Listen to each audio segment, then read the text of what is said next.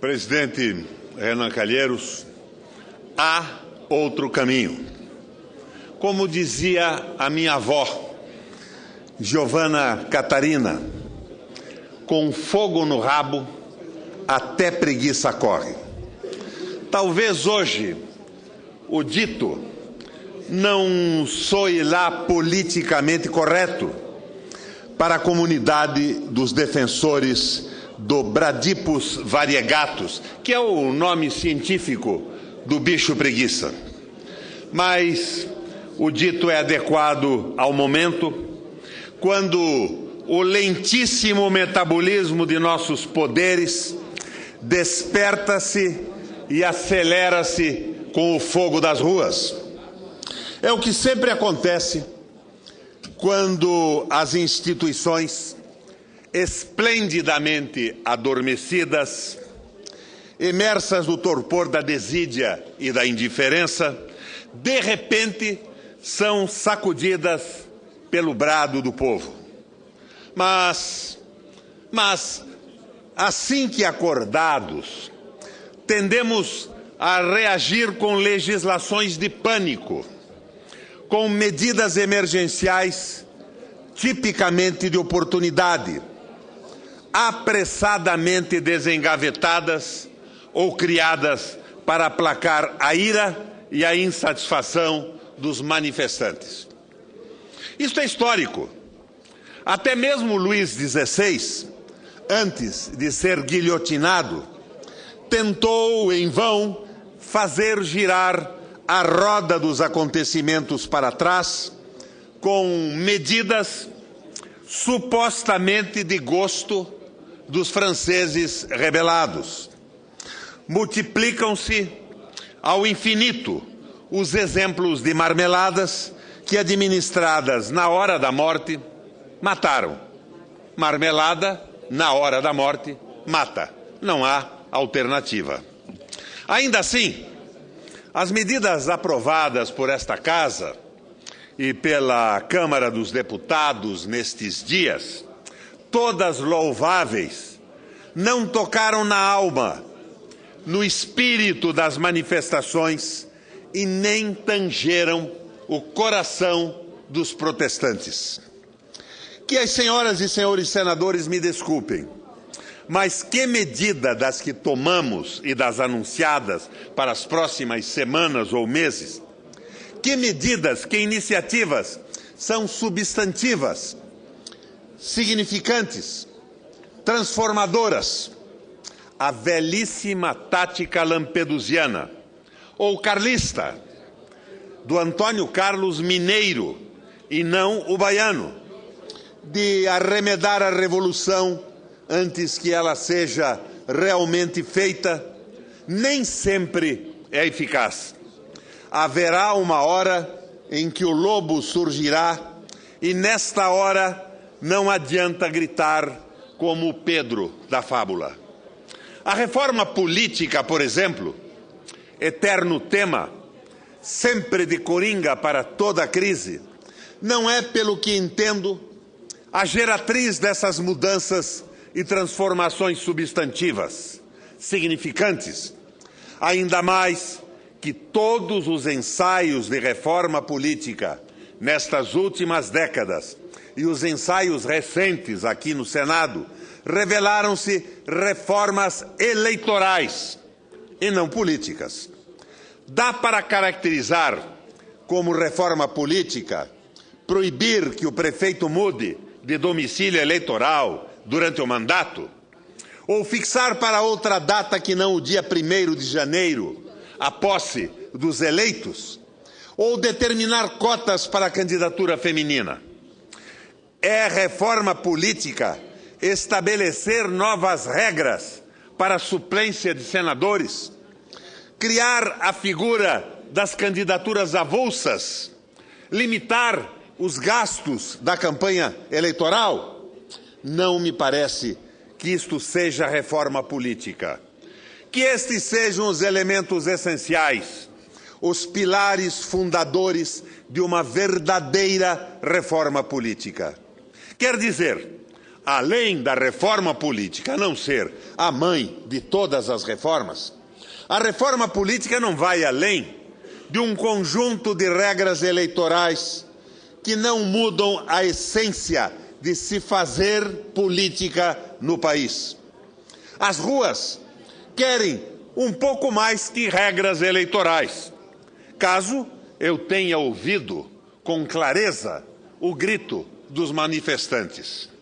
A origem do desencanto nacional com políticos e com partidos não é a quantidade de siglas existente, a fidelidade partidária ou a infidelidade, o voto proporcional ou majoritário, a quantidade de mulheres candidatas.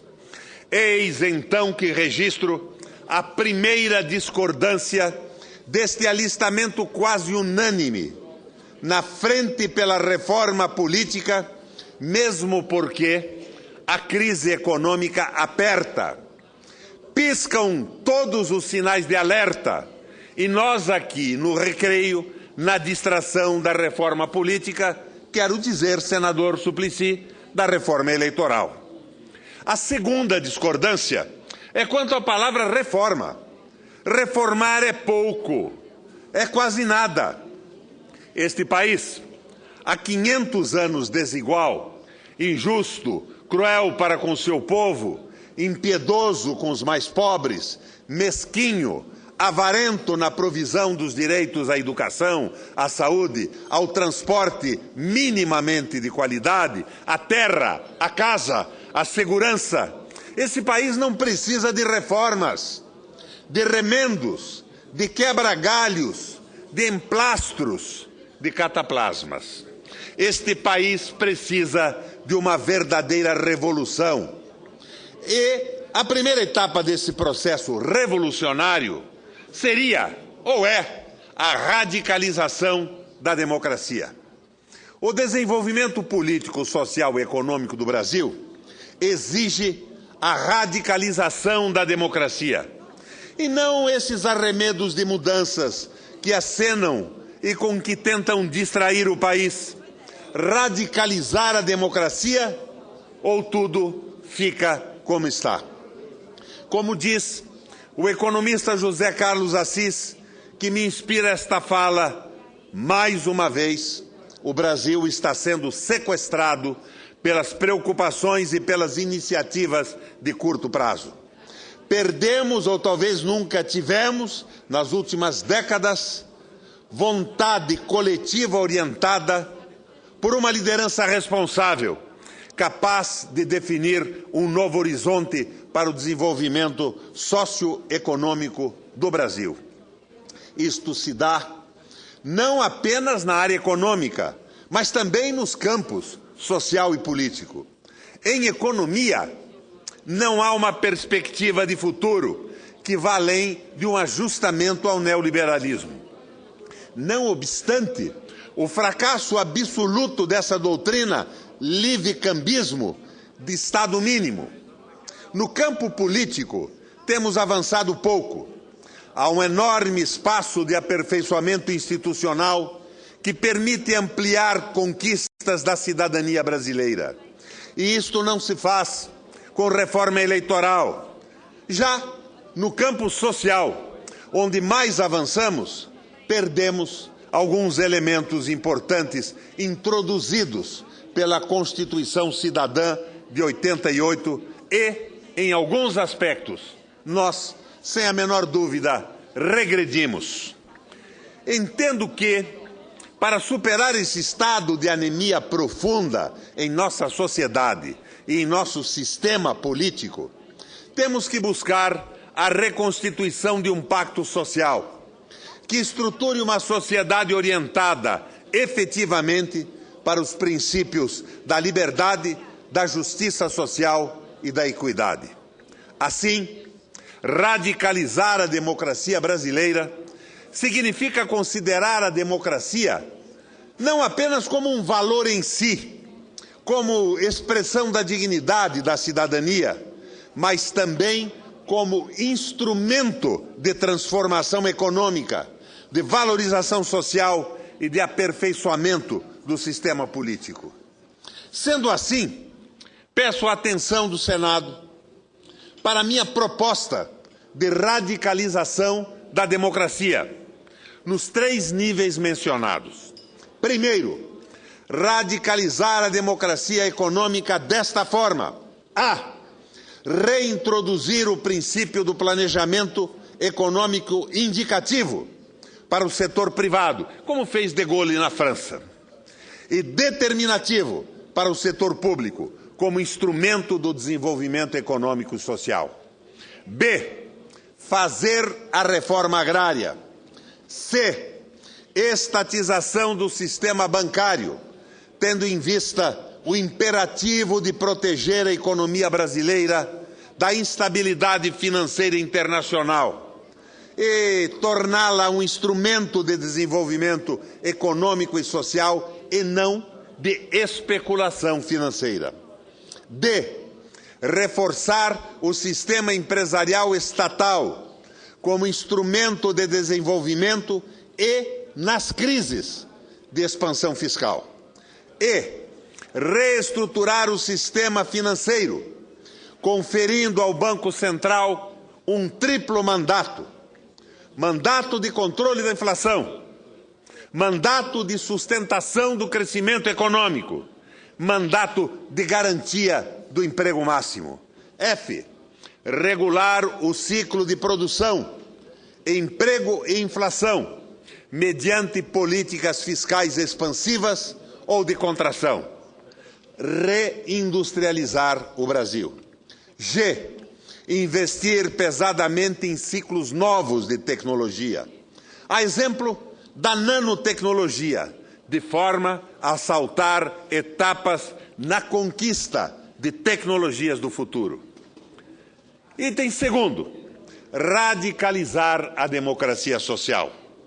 Senador Suplicy, é o item H, introduzir o princípio da renda mínima incondicional de cidadania como base das relações sociais.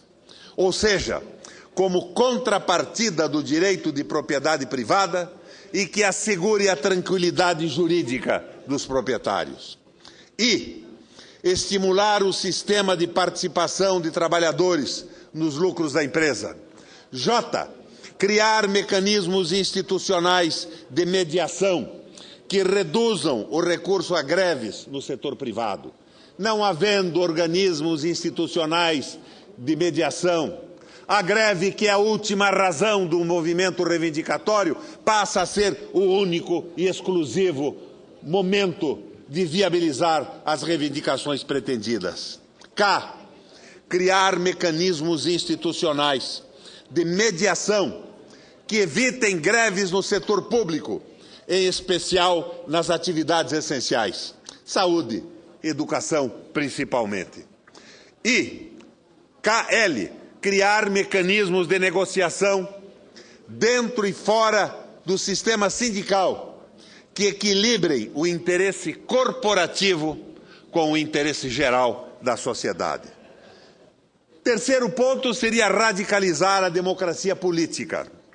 Com estas iniciativas, introduzir o financiamento público de campanhas eleitorais, com a criminalização paralela de doação de recursos para financiamento de eleições por parte de empresas, assim como por parte de particulares, estabelecendo um limite mínimo de 5 ou 10 mil cruzeiros reais por participação.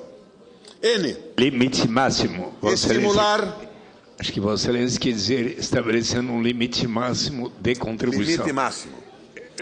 N. Estimular a democracia direta, através de plebiscitos e referendos, em questões de grande interesse nacional ou social. O.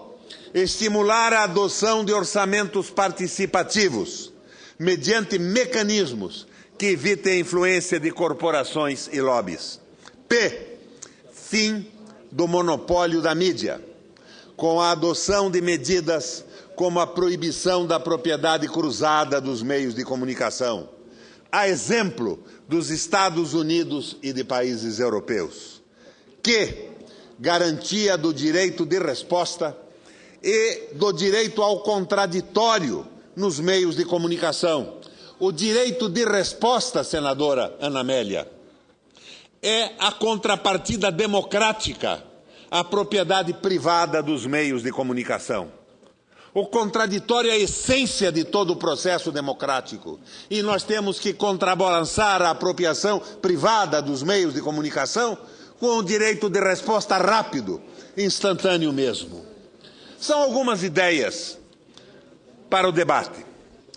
As senhoras e os senhores podem discordar de uma ou outra destas ideias, quem sabe de todas, mas não poderão divergir de uma verdade.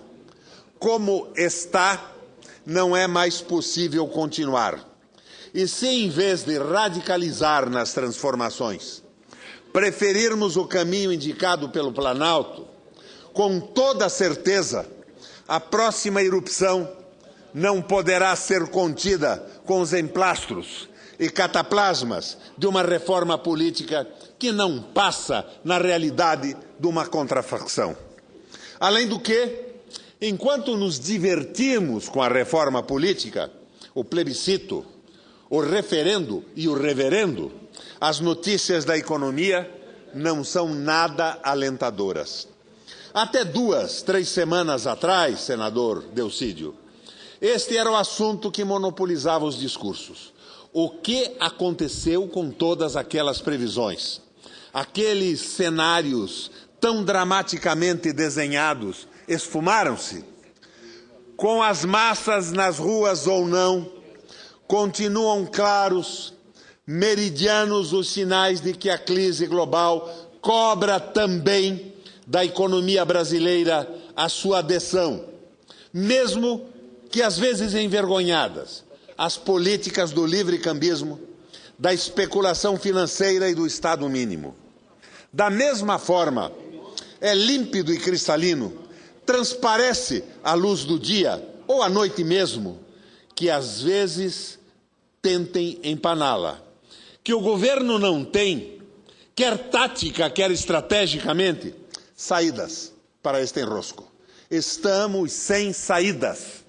Estamos sem instrumentos para enfrentar o que se apresenta na economia do país e do mundo. Vivemos aos soluços, reagimos espasmodicamente às marolas internacionais que açoitam os nossos costados e que são tão brandas, se é que um dia foram, ou mais brandas do que nunca foram.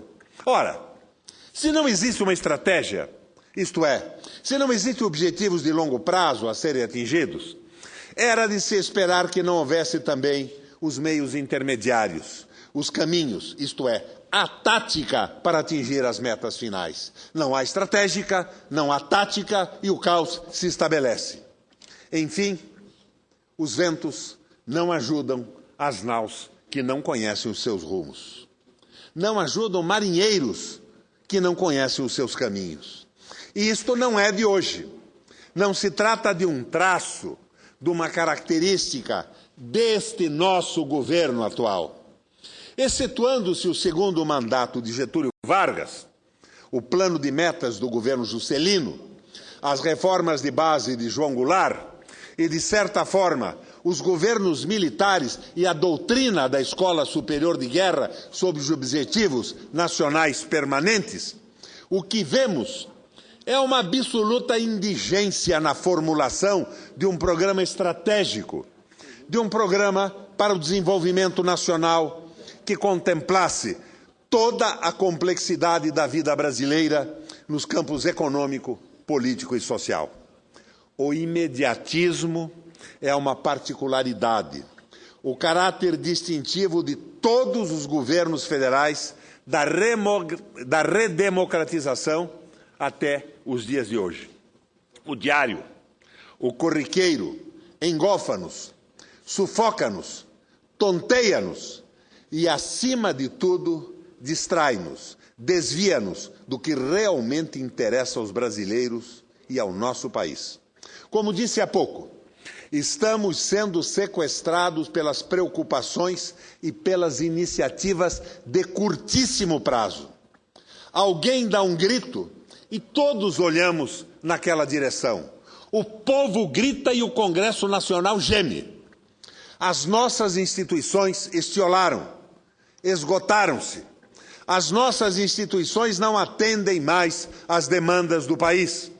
Elas travam, obstaculizam a possibilidade de um desenvolvimento nacional autônomo, justo, que partilhe resultados com todos os brasileiros.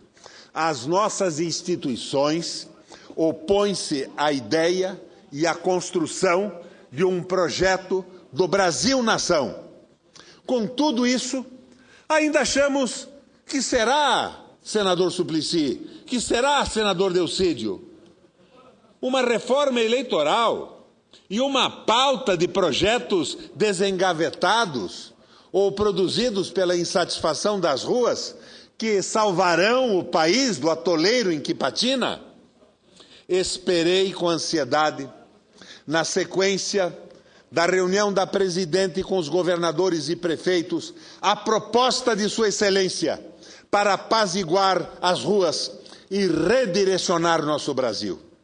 Foi com profundo abatimento, com enorme desânimo, que vi como primeiro item do tal pacto social, senador Suplicy, a responsabilidade fiscal. Música suave, melodiosa para os ouvidos dos especuladores, dos rentistas, dos credores do tal mercado. Arranjo dissonante, rascante, perturbador para os ouvidos dos trabalhadores brasileiros em geral. A nossa presidenta reagiu aqui como reagiram os mandatários europeus frente ao recrudescimento da crise. Em primeiro lugar, acima de tudo, acalmar o mercado. Em primeiro lugar, acima de tudo, dizer para os nossos, entre aspas, investidores, calma, o de vocês está garantido. Responsabilidade fiscal quase sempre significa irresponsabilidade social. Qual é a regra?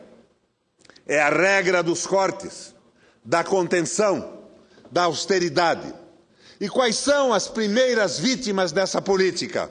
Obviamente, os gastos sociais, aqui entendidos como os investimentos em saúde, educação, transporte, moradia e saneamento. Ora, se a Presidente abre uma lista de compromissos, dizendo que vai continuar arrochando os gastos, vai ser austera, vai ser responsável, o que serão dos compromissos sociais que completam a lista do pacto? Radicalizar a democracia econômica, radicalizar a democracia social, radicalizar a democracia política. Sem essa revolução, sem esta radicalidade, podemos até mesmo convocar os Estados Gerais, como fez Luís XVI, que os nossos pescoços também, como o dele, não estarão a salvo. Quem sobreviver, verá. Com fogo no rabo, até preguiça corre, dizia minha avó, Giovanna Catarina del Piologo Tadeu. Mas assim, repentinamente despertada, tende sim a correr para qualquer lado, para todos os lados, para nenhum lado.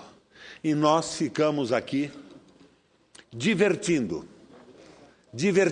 a opinião pública, divertindo o senador Suplicy do italiano divertere, desviar do que realmente importa. E, se não tomarmos a atitude correta, se não entendermos reforma política como verdadeiramente política, política do grego polis, ao qual se acrescenta um sufixo, ico ou ica, que transforma substantivo em adjetivo. Política, que quer dizer da cidade, administração da cidade, e, por extensão, do Estado e da nação. Se nós não encararmos os problemas políticos em profundidade do Brasil, nós teremos um caos, a volta da direita, o advento de um Beppe Grillo, a confusão nas ruas e o desespero de uma população sem utopia, sem esperança, sem partidos políticos mediadores dessa crise e construtores de um programa nacional para o futuro. Com a palavra, senador, com todo prazer, Suplicy. Senador Roberto Requião, acho que a presidenta Dilma hoje estará ouvindo com atenção a sua proposta de revolução, de radicalizar a política econômica e a forma, inclusive, de radicalizar as nossas instituições e aprofundarmos as instituições democráticas para que a política faça sentido, a política como a ciência de como alcançar o bem comum, um bem-estar para todos. Muitas das suas proposições fazem parte de um ideário com o qual eu comungo também, e Vossa Excelência, inclusive, cita a proposição de uma renda mínima incondicional para todos, um direito universal, e diz que isso seria como que uma contrapartida, Sérgio Souza, como uma contrapartida à questão da iniciativa privada. Permita só recordar aqui o ensinamento daquele que é considerado por muitos o maior ideólogo da Revolução Francesa e Americana, Thomas Paine. Em Justiça Agrária, ele observa que a pobreza é decorrente da civilização e da instituição da propriedade privada. Ali na América, onde ele tinha estado, não enxergara tamanha destituição e pobreza como nas vilas e cidades europeias de 220 e tantos anos atrás. Porque na América a propriedade era comum dentre os índios. Mas ele considerava de bom senso que uma pessoa que cultive a terra, realize uma benfeitoria na terra, possa usufruir do seu trabalho na sua propriedade. Mas era o seu plano que toda pessoa que assim o fizesse destinasse uma parcela de seu rendimento para um fundo que a todos pertenceria, e deste fundo, uma vez acumulado, se pagaria a cada pessoa residente naquela nação tanto um capital básico quanto uma renda básica incondicional, como um direito inalienável da pessoa participar da riqueza da nação que lhe foi retirada quando instituída. A propriedade privada deveria, portanto, ser um direito universal. Vossa Excelência, na sua observação, quase que sintetiza este pensamento de um dos pioneiros da defesa de uma renda básica incondicional para todos os habitantes de cada nação, e ele ressaltou, esta é uma proposta para todos os países. Meus cumprimentos pela reflexão, que certamente constitui uma contribuição importante para todos nós pensarmos. E que nos valha, presidente, a existência da TV Senado, que é a única forma de dialogarmos com o Brasil. Obrigado pelo tempo.